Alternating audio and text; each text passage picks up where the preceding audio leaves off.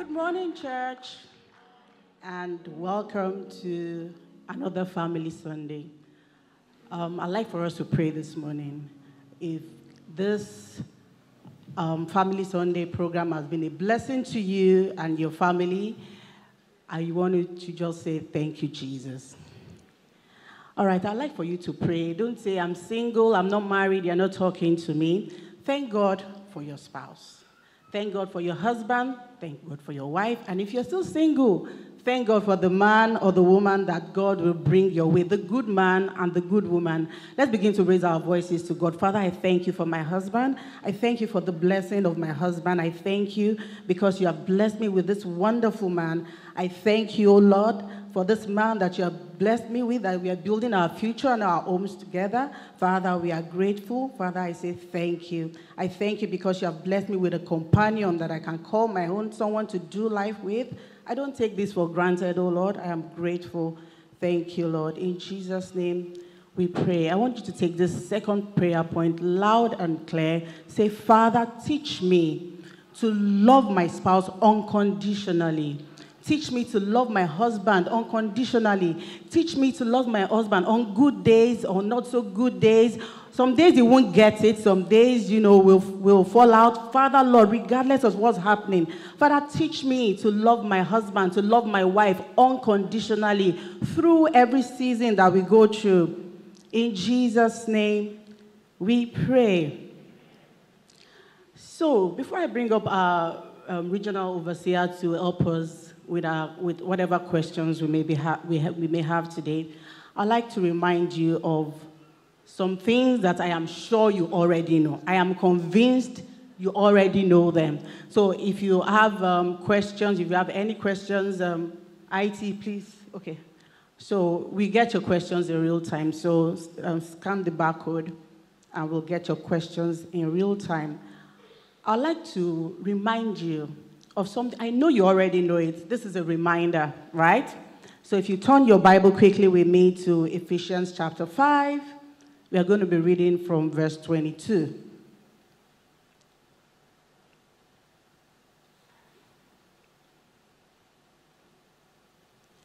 Are you there?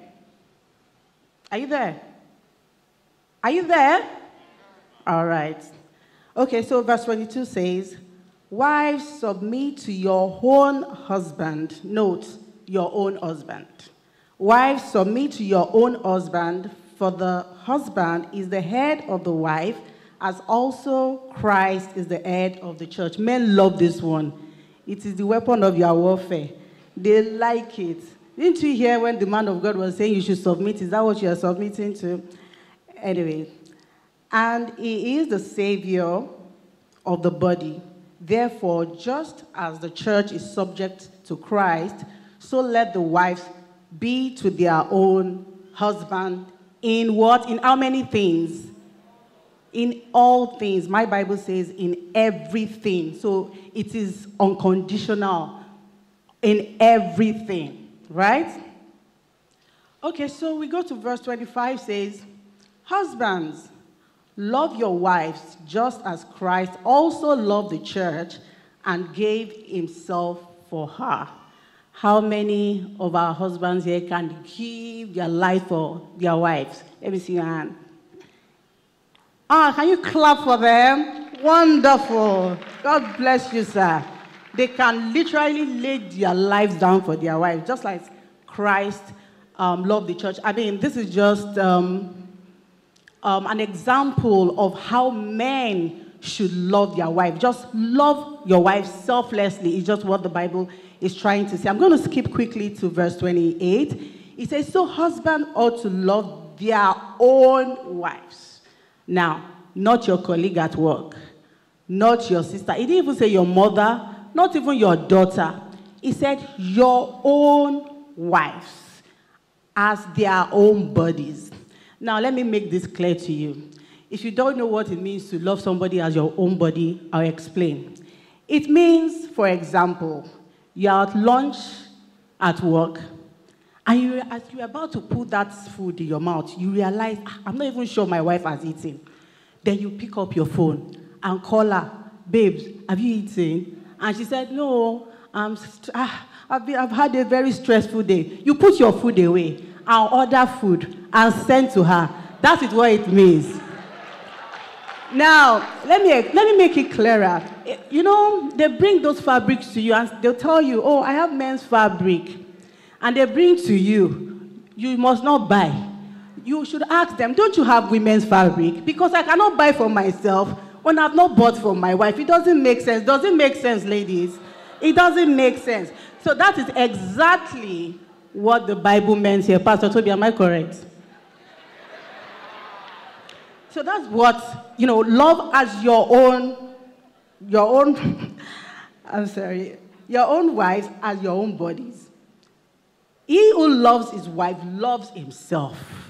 So one of the ways that we know, like, you know, the reference that Pastor Yemisi reference of Abigail and Nabal, one of the simplest ways to know a foolish man is a man who openly doesn't love his wife, doesn't show her that's folly. Right? So for no one ever hated his own flesh, but nourishes it and cherishes it, just as the Lord does the church. For we are members of the body of his flesh and of his bones. I'd like to stop here. So, husband, you love your own wife, not someone else's wife, not your colleague, let me just buttress that to you, you know, because sometimes men, you just some, you know, things that you just look around and it's not just happening for you. And you're wondering why. It may be because of this thing that happened in Malachi chapter 2, verse 13 and 14. Do you want to open your Bibles there? And God was saying to them, to the men, he said, and this is the second thing that you do. You cover the altar of the Lord with tears, with weeping and crying. So he does not regard the offering anymore, nor receive it with goodwill from your hands. So these men come crying to God. God, you know, I've this contract that I've put in for months, you're not answering me anymore. God, why? You know, I pay my tithes in church. I'm a worker in your vineyard. They come crying. And God is saying to them, yet you say, for what reason? Because the Lord has been witness between you and the wife of your youth, with whom you have dealt treachery. Women are powerful. We are powerful. So because you are not loving this woman the way you should, the way you ought to, God is dealing with this man. So if you're like that, I've given you the expo, you know what to do, retrace your steps, and find your way back. So I've read this old chapter, you know, in Galatians, and what I was looking for when I was reading was, I was looking for the condition. Man, love your wife. Wife, respect your husband. I was looking for the condition. I was looking for the place where the Bible said, only at this time, but don't respect him if he does this, or don't love her when she does that. But I couldn't find. So what that tells me is that this love and respect that the Bible is talking about is unconditional. So the Bible does not say respect him only when he shows you love, or, you know, love her only when she respects you. There are no conditions. There are absolutely no condition. There's something we call the crazy circle.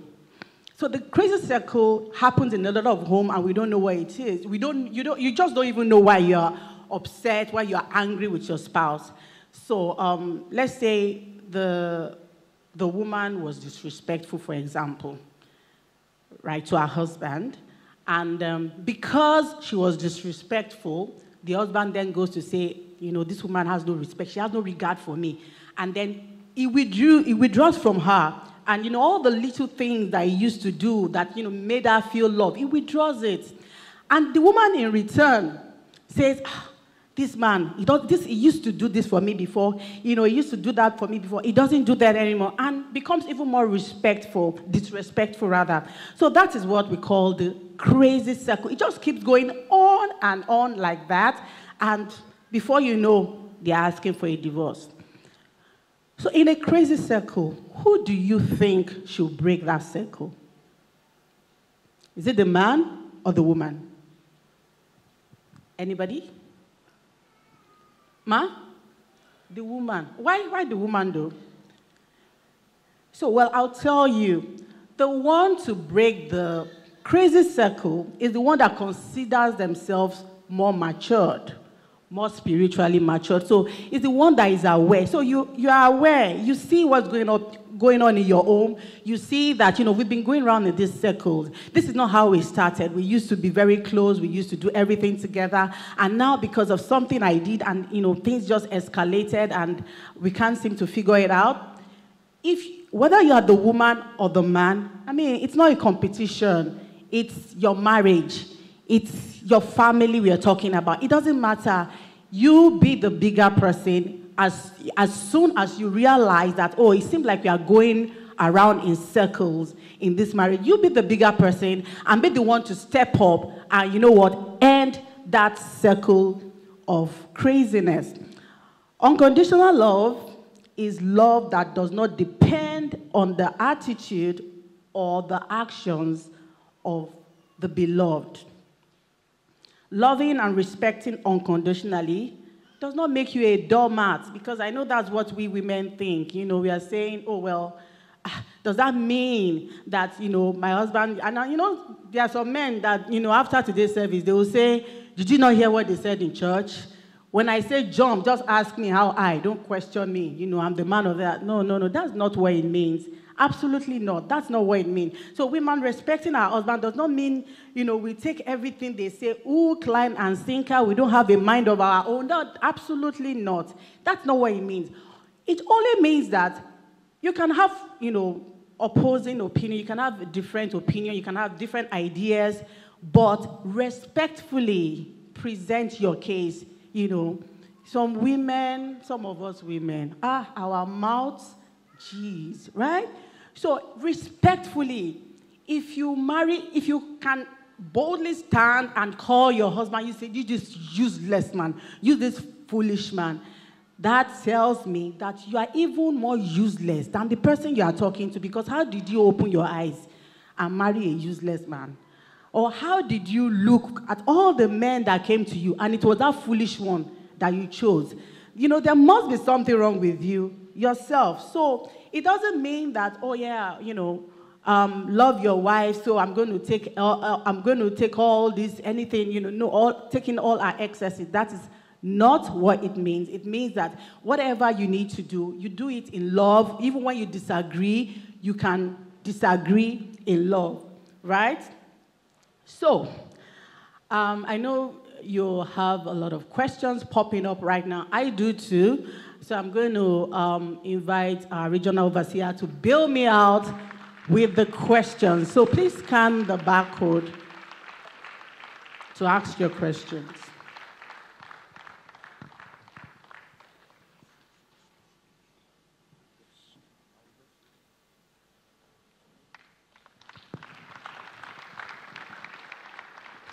Praise the Lord.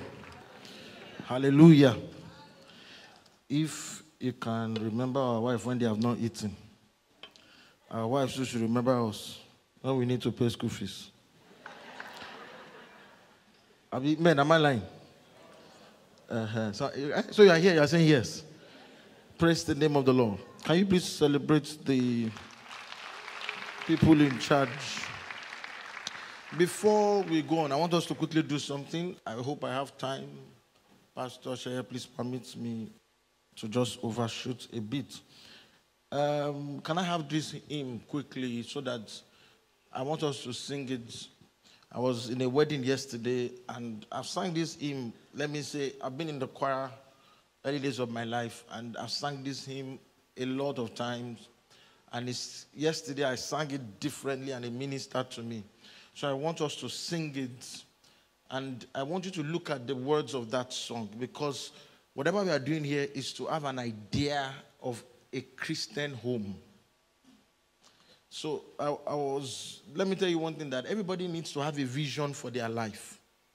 When a home does not have a vision, then every other thing becomes their vision. Then You channel your home towards another man's home. You channel your home towards what you watch on TV. You channel it based on how your friend is treating the wife. You channel it on things that don't matter. But as believers, God wants us to have this notion that your home is meant to be designed after God. So we're just going to take, Theophilus, can I have you help me with that? We are going to take it quickly, and I want us to sing it. Don't just sing it because Pastor Tobi wants us to sing it. I want us to sing it with understanding and let it minister to us. God have it here.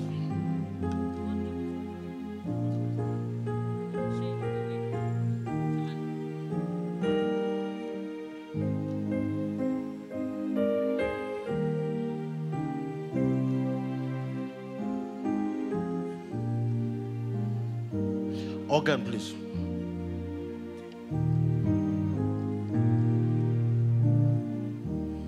Can we sing it loud and clear? God give us Christian homes, homes where the Bible is loved and taught, homes where the Master's will is sought. Homes crowned with beauty your love has wrought. God give us Christian homes. God give us Christian homes. I love this verse too. God give us Christian homes. Homes where the Father is true and strong. Homes that are free from the blight of wrong. Homes that are joyous with love and song. God give us Christian homes. God give us Christian homes. Verse 3. God give us Christian homes. Homes where the mother in caring quest strives to show others your way is best. Homes where the Lord is an honored guest. God give us Christian homes. God give us Christian homes. I love this last verse. God give us Christian homes. Homes where the children are led to know Christ in his beauty who loves them so. Can you shout it? Homes where the altar first born and glow. God give us Christian hope. That is our prayer. God give us Christian hope.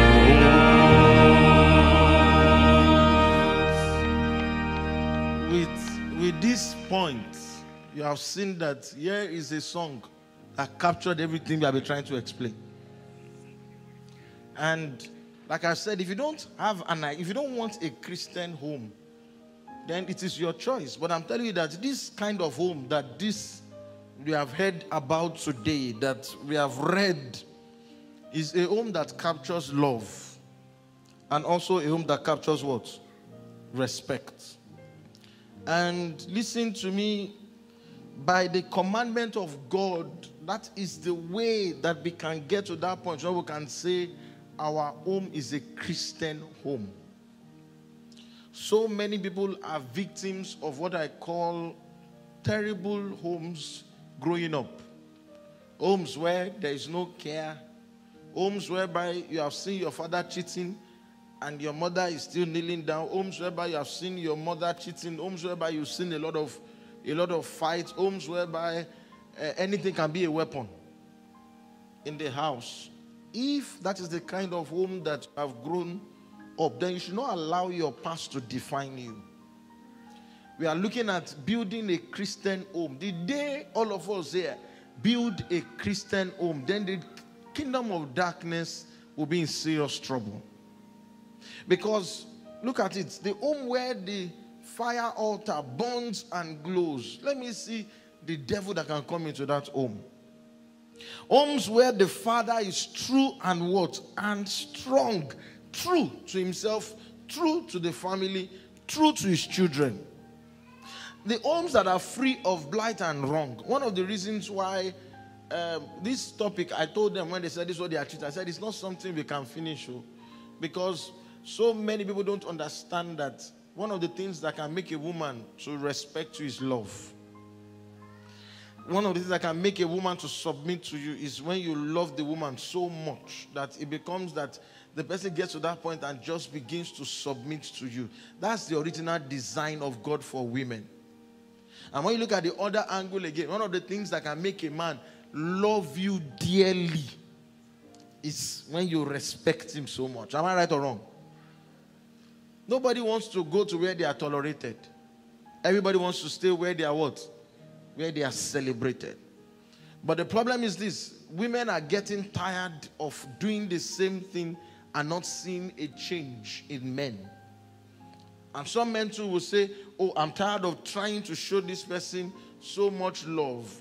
It takes us back to the rudiments of love. At the beginning of the ending of, was it the commissioning of the 70 days? There was a series that Daddy Gio started. How many of us were there back then?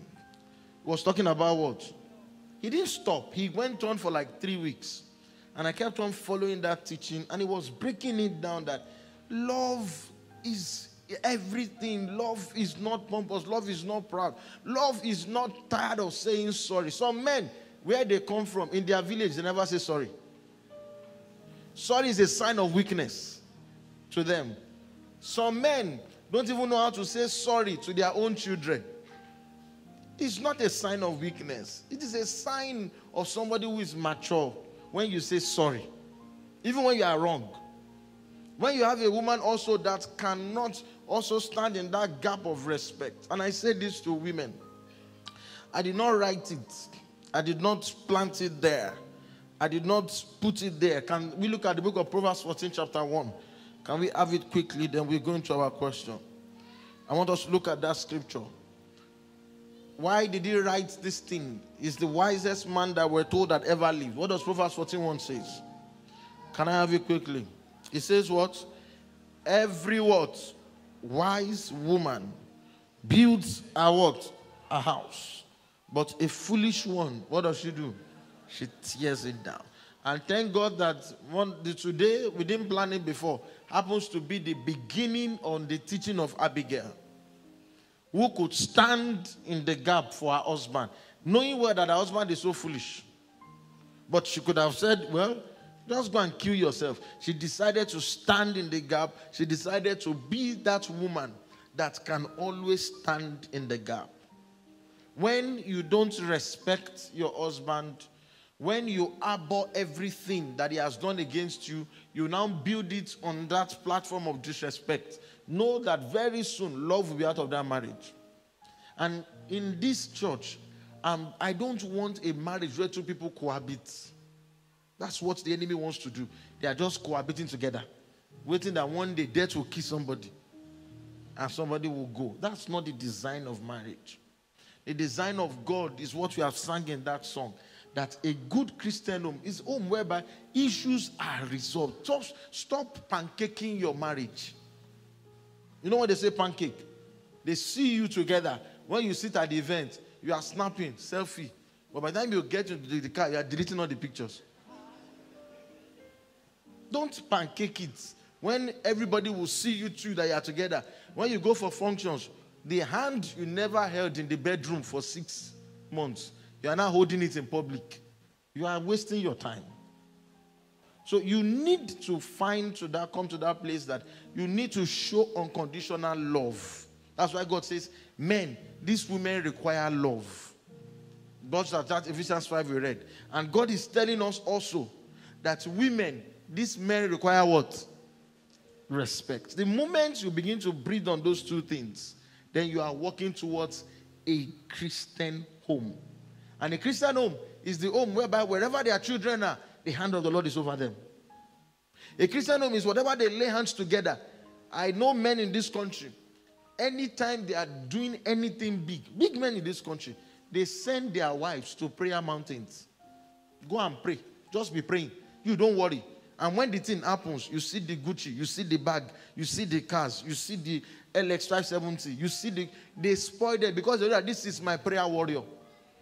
Not that you are offending the person. You think that you cannot even, how many men have that even time to pray, knowing that you have a lot of things ahead of you.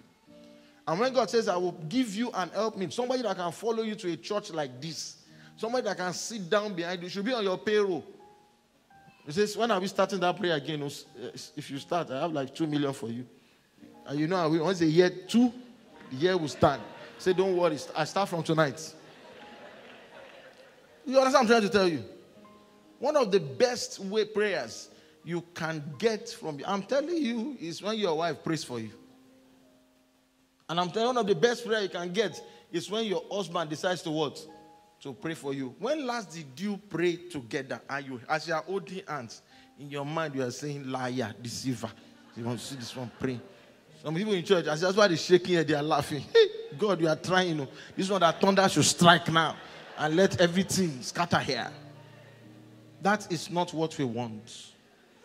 That song says, God give us a what?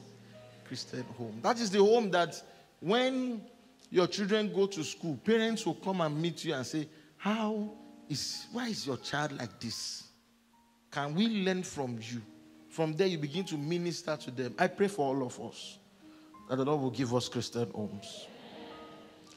Thank you, Ma. We can go to the question, please. We have a lot of questions. A lot. May the Lord help me. Amen. So this person says, as a single person, do you think it's justifiable not to want to get married mainly because you don't want children? See us for deliverance. If you are that person, make sure you try and see us for proper deliverance. It is a strange spirit on you. Yes, it's a strange spirit. We have prayed for people like that.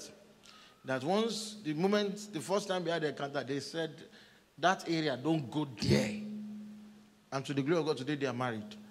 When the cloud shifts off their face, they begin to understand that one of the purposes on earth is for you to be fruitful and what? And multiply. I think I've answered that. If you're that person, see us, there are prayers you can take home. Yes. This person said, you said, love your husband, but how can I deal with a husband who has not been good to me? I stood by him from scratch, and each time his business takes off, he forgets me and remembers other women. How do I look past his cheating? Look past how he makes decisions that has costed losses? How do I forgive and forget a man who, while I was out of the country, I discovered he has been keeping another apartment for another woman. Until date, he wants me to act like we can sweep it under the carpet and just act like it never happened. Pastor, I have been waiting for him to address these serious issues, but he never does. And I have been praying, and I don't see how I can go on with this kind of marriage. Pastor, please help me if I feel my marriage was a lie. Praise the Lord. You know, we're having a lot of people joining us from different places around the world. So I know that if that person I should not be a member of this church. So I know that maybe an online person and the man doesn't know God. Number one is, you've said a lot of things in that your question, which I want to address. The last one is that I can figure on forgiveness and resentment.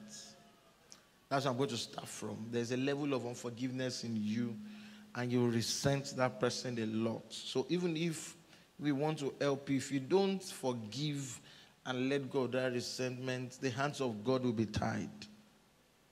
And one of the things about God is that you must learn to forgive and you must learn to let go so that God can fight. The second thing is that the salvation of that man is in question. Once the salvation is in question, then the first point of prayer is that this person needs to be saved, or this person is already backsliding. This person needs to come back to God. If you are living those kind of dangerous life, you are doing all those things, listen to me. There are people who do it outside and they go away with it. But you, if you are doing it, some of them don't even go away with it. We see the consequences. We see the ones that have had issues with their destiny. We see the ones that have put themselves in what we call spiritual cage by their own hands. If that thing is happening, then you need to pray for salvation. Then you need to also pray prayers that will barricade your home and treat issues. You see that the man is trying to, before he can sweep the issues under the carpet, he must have tried to apologize. If it is a mistake, then move on from there. Both of you should try, if it's possible, get somebody, get a counselor, not from your family members, get a counselor to sit down with you to mediate. Sometimes things are resolved on the table of conversations, not just in the place of prayer. So whatever has brought that man to that level can be discussed. And everything still takes us back to the book of 1 Corinthians chapter 13 that tells you that love keeps no record of what? Of wrong. Love forgives. So you've decided to love this person, and you also, when a man, I'm telling you reality, when a man is making money and he's not spending the money on you, there is an evil mark on you too. Yes. Somebody came to me. My husband has never done anything for me before. So was talking, and this person has capacity to do a lot. So and the person was talking, I was looking, and was expecting to say, he's a wicked man. When he finished, I said, this power of your mother's house. Pastor, is that what you will say? I said, can you just give me every week in the next 3, I'm telling you reality, come and be praying. She will send me voice, she'll be crying. Beloved, she was praying one day, and they came to call me. I said, there's something wrong. Go say, pour water on my head, pour water on my head. Say, my head is hot. He said, I just saw something. When I saw the alert, my hand got shook. I said, go and talk. And the person called and said, I understood what you have been saying. So start with this one first. Is that not prayer? So there's something in you too that says you will be laboring and you will not eat out of it. So don't just fight. When you see that there's this enmity, you are the one praying, you are the one doing everything. But the thing is going on. You too deal with whatever. There's something called the aura of favor. When a man just meets you and he will say, those people outside, those girls are running riot outside, going from altar to altars, doing everything. You too pray for yourself that whatever is going on, whatever is happening around your home that does not want you. The Bible says the husbandman must be the what? The first partaker. So you need to pray for that veil to be lifted. I'm telling you, I can give you several examples of what these men have never done before. Just because the prayer shifted the focus, God began to move, they will submit easily. I think I've been able to answer that one. Thank you, sir. Yes. This person says, if a man insists himself and his wife must always sleep on his mother's bed, raised by a single mom, whenever they go visiting her for 18 years till date, despite now having children that are taller than us, and him being able to afford hotel or guest house or retreat house, he also has money to build a room that we can use when we go visiting. What does this mean, please? It means there's soul tie. So we need to break that soul tie if he feels comfortable doing that and is married. So it's more of what we call the place of what? Of soul tie. Then the man has to dissociate himself from such acts. I mean, there's a strong soul tie that requires prayers. and there are things to do that cannot be discussed here. If you are that person, kindly also reach out to us online, and we'll be able to tell you further steps to take to break that trend and pattern in your marriage. Yes, please. I love my wife, but one thing is, I don't know the last time she called me, but she's always flashing me. What can I do? And she's recharging her phone, and I'm calling her because she's not with me here. Bad behavior. So,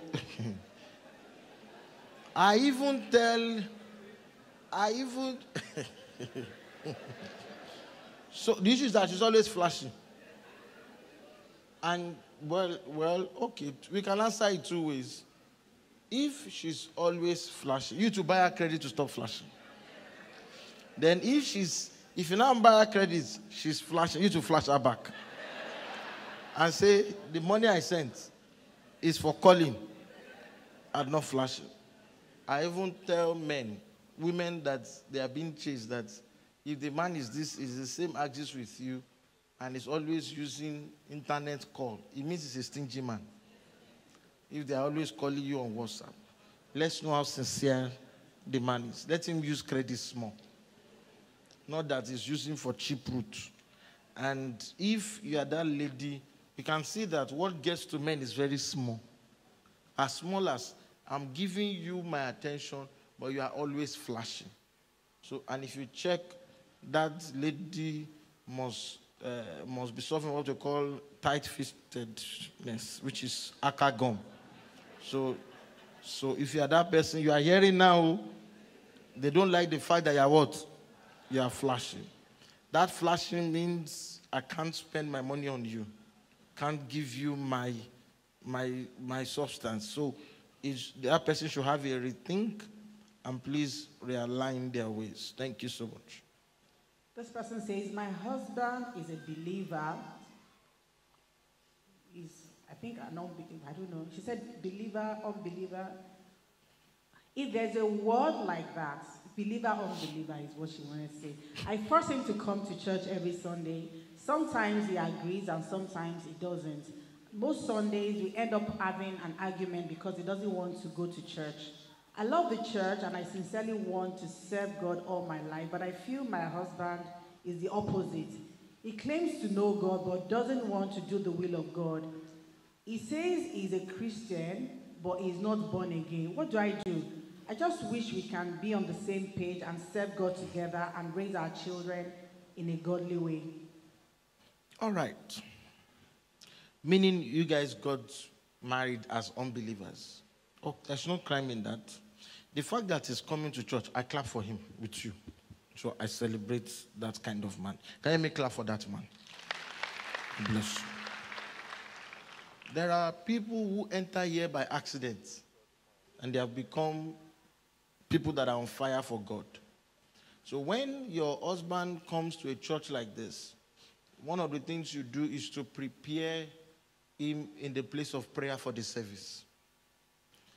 One of the things you do is to make sure that you pray that God should encounter that person. I was speaking to some young people and I told them that in the Bible, people fast for mercy. Am I making sense? They fast. They go on long fast. Nations will say, because we want God to show us mercy, we are going on a long fast. How many of us have gone on fasting because we offended God before? So how many of us have done fasting because you want your spouse to be what? To be born again. That songwriter says, oh, what peace we often forfeit. Oh, what needless pain we bear. All because we are not carrying everything to God in prayer. I have seen the one that have prayed that God should save their husband. And the first thing God did was to attack the finance of the man. And the man began to come to church. The woman now came and said, sir, can I stop that prayer? I didn't expect God to answer like this. You should release the money. I said, God knows how to catch people's attention. So you need to realize that that kind of man that can still come, prepare the word of God. Tell God to encounter him. Be very, very patient. Don't judge him. One of the marks of Christianity is love. Loving the unbeliever. We don't hate people, and we still have to love them. So there must be a balance. This Bible did not tell us to judge people. It did not tell us to now what? To accept wrong again. There is always a balance between that. I've seen people that have released their wives to come to this church because when they joined this church, they noticed that the holding of shirts and nail scratch on their neck reduced. So, and the man said, this church you are going, be going there. Don't go to that other one again. It seems this one, they are teaching you brokenness. So if he's not coming to church, even if it is first Sunday, I tell people start with first Sunday. Invite him for anointing service. Even with that one, gradually invite him for other things. And if you are in a group meeting, gradually beg him for one day that he should wait around. Then when you finish, introduce him to friends in church. When people see that, there are people also in church, and that's one of the issues we have here. Our men don't mix. They are always raising their head and going out. When you create that community, women are trying. Can you celebrate women? But if the men have a community, all those your township meetings you have been doing, all those men hangouts is leading to trouble and envy. They can't stand for you. But when you have brethren that stick together with you, when you introduce him, when they see that, so these people come here, these people come here. Woman used to have problem in her marriage, serious problem in her marriage. Until one day, she now said, even my husband's friend comes here. I say, go and tell him that his friend comes here. Do you know by that the man came here? That's the power of communication. So we win gradually.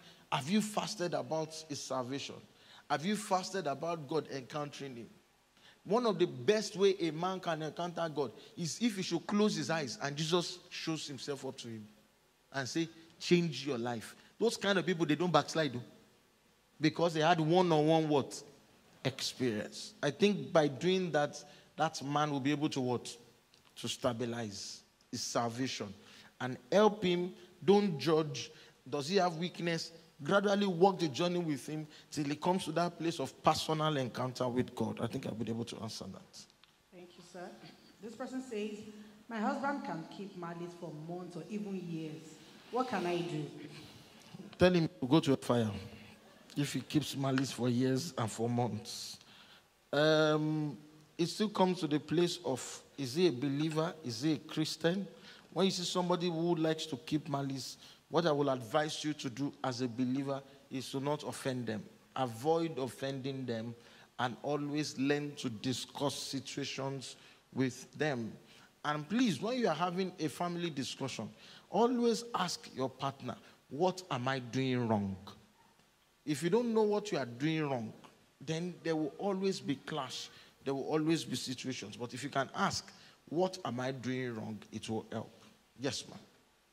I like to have my personal midnight prayer with the Holy Spirit. I can go for hours, and I just enjoy myself. My husband and I recently started midnight prayers together. But he either wants to sleep and wake up later in the morning or hurry up the prayer or sleep for some part of the prayer. How can we balance our prayer time? Praise the Lord. Very fantastic question. What I will say is this. It depends on the nature of his work. If he's an early riser, then there can be a balance. When I mean a balance is, if it is for a period of time, you have things you are focused on together, then I will advise you that that man should please stretch himself through that period. But if you want to be praying 12 midnight every day, then there can be a problem. Then you have to change the pattern. And if both of you are going to work every in the morning, a minimum of 1 hour is okay. So that everybody can rest and what? And go to work. But you cannot expect somebody who wants to go out by 6 a.m., 5 a.m. to be praying till 2. Like you. I covet your garment of prayer. That means you are a woman of fire. I'd like to know that woman. We need you in prayer warrior. So come and be firing. So somebody like that. And when you notice that that hour has gone, you can release him to go and what? To go and sleep. And also do him the honor of leaving the room for him. You can go to the living room. You can go to the toilet and pray. If you don't want to sleep, go to the toilet. It's a very good place to start your midnight prayer. So if you are in that kind of situation, don't make sure that you are not waking him up. Die, die, die. When somebody is sleeping, that is not being considerate. But if you are a man and God gives you a praying wife, don't hurry her out of the place of prayer. If it is 1 hour, both of you should set time. You are going to pray for 40 minutes and let your mind be there. It's not a problem. It's just a level of understanding. Thank you. If somebody marries a man as a second wife and the husband does not want anything from the woman, it's only the first woman's children and grandchildren, what would the woman do? Will she go or divorce the man? Are you the woman?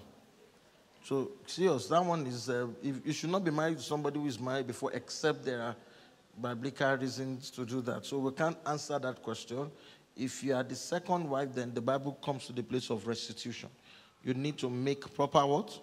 Restitution. If not, you are just what we call an intruder in that home, and the Lord would not like it. Can we take 2 more questions? Yes. This person says, Pastor, you said counseling. How can I speak to someone in church as I'm on the verge of ending the marriage and I can't kneel down to pray without thinking about my marital issues? After the service, you will give you priority. There are people here that are gifted in this area, and if you want direct counseling also, we can give you a time. This church, I don't think there's any church in this axis that does walk-in counseling. Can we please celebrate God for that in this house? Meaning, we see everybody, even we see those welfare cases is always available here every Tuesday. So if your case requires further time, if you come here on Tuesday, people are praying, everybody's praying. So Tuesday is open for what? For counseling for everyone. If your Tuesday does not work, then you see the pastors. We will schedule you for a what? For either of your free time that you can come in for prayers. We didn't build this house for nothing. We built it that it shall be a place of what? Of prayers. I see people coming here. Once you can register, once you are not looking scruffy, I see people coming here to come and pray every time. That's all. It is not a crime. You can come in here and request. But the day we have open counseling is what? Is Tuesday from 9 a.m. till like 2 p.m., 3 p.m. So as you come, you will encounter grace in Jesus' name. Amen. So I'm going to take this question from the last Family Sunday. This person says, I've been married for 9 years in England, but came back to Nigeria. But my wife lived with my son in England, but since COVID, I haven't been back to England, and my wife was complaining. Now she has a baby for another man by mistake. Now she has been begging me, what should I do? See us after the service. That person should wait and see us after the service. Just see us. We'll be able to address the case very well. Praise the name of the Lord. Yes, can we please celebrate God for that and His grace? Praise the name of the Lord. How many of you know that this week is the final wrap-up of Settle Me, O Lord? Hallelujah. And the Lord has been doing wonderful things. We have some couple of testimonies here. And I want to share it directly to encourage everybody that Wednesday, Thursday, and Friday, make sure you don't what? You don't miss it. It is good on Friday, come with your faith material. I heard that clearly from God. Faith material, if you are believing God for fruit of the womb, if you have what I call turbulence in your marriage, come with your wedding picture if you are believing God for opportunities in a place, come with a logo of that place you are believing God for promotions, for excellence. Come with it. Even if it is your office, come with something that represents that office. If you're a contractor, come with it. God is moving, and I know there are so many. Somebody said, I just wanted to share my testimony. This is from United Kingdom. Her name is Esaloge. For joining the Settle Me program, I have applied to so many jobs after graduating, but I finally got an interview on Wednesday of the program, and they offered me the job less than 24 hours after, out of 10 candidates. Also, one of my university professors remembered me to a contributor to a scientific paper, so I really thank God. Thank you for running the program. I pray for unending grace. I pray that your testimony shall come in Jesus' name. This is from Stakekwe. I've been joining the Settle prayer meeting for the past 2 evenings now. Today I woke up and just had the idea to do an art garage sale of pieces that I've had for years and not sold. I have sold 2 out of 5 and gotten interest in another 2 pieces, as well as so hopeful those sales will be completed before the end of the day. I'm able to pay some outstanding bills with the money I've already gotten, and there's a lot of change. I'm thanking God for his faithfulness. There's another one here. I want to bless him of the Lord for what he has done for myself and my husband through the ongoing program. Settle Me, O Lord. This is Talala from United Kingdom. On Sunday, my husband ran into some financial difficulties due to fraud committed on his bank account. They completely cleared his account of over £2,000. We reported the case to the bank, and they told us they would need to investigate the issue, and it could take up to 4 to 6 weeks. I joined the program on Monday and Tuesday night, begging for mercy. This morning, the bank got back to us and have refunded over 90% of the money stolen. I return all the glory back to God. I'm thankful in advance. This is from Kemi Elegbede. I want to thank God for making me a partaker of the 7 days program, which recently took place. I pray for open doors for the visa applications that my husband applied for his clients, and we have started recording success. I also appreciate that he has started, and I know that we will perfect the rest as a reason of this testimony. I want to thank God over my business, that God remembered me for good things also in this prayer meeting, and I know this open heaven shall be permanent. And thirdly, I'm in my early trimester pregnant, but I was told the pregnancy is not growing. But I want to thank God that the Lord has answered me by correcting that in this program. Can somebody please appreciate God? Then I have one here. I have so many. Let me just take this one so that we can go. In January 2020, I was forced to resign from a paid employment due to change in management. Being a professional, I decided to go back to my professional practice, which is law. I got a very good law firm practice. Since I never practiced law, I decided to work without pay just to learn the ropes.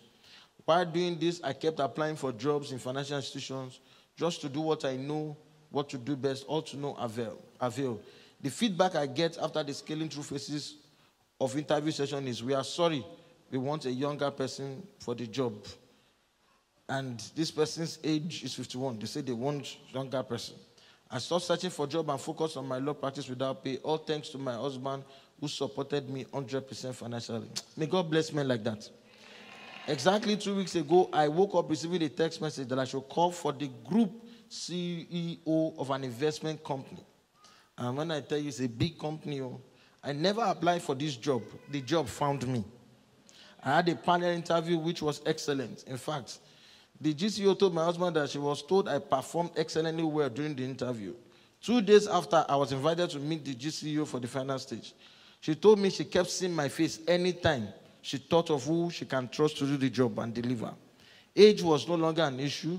I will be a group head on resumption, reporting to the GCEO. The salary is twice my previous salary in 2020 plus more. The office is 10 minutes drive from my house. We will work 3 times a week in the office and 2 from home. I haven't done this work in 3 years, and that was a non-issue. All protocols broken for my sake. And all this came as a result of Settle Me, O Lord. I prophesy over your life. The God whom we serve shall settle you in the name of Jesus.